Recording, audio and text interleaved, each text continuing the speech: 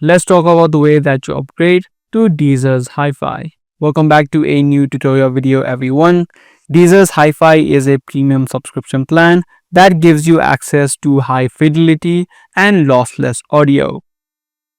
Now, if you're trying to upgrade to the Hi-Fi plan, the one thing that you need to know is that from 2023 onwards, Deezer's has merged Hi-Fi and premium plan tiers into a single plan.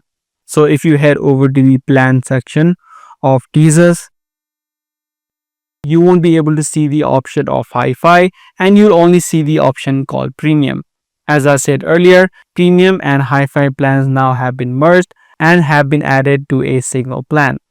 So in terms of the high fidelity feature, you can easily get it inside of the Premium plan. If you open up any song and tap on this icon on the bottom left, tap on audio settings, tap on Wi-Fi, you can see there's the option of high fidelity, which is the lossless audio quality.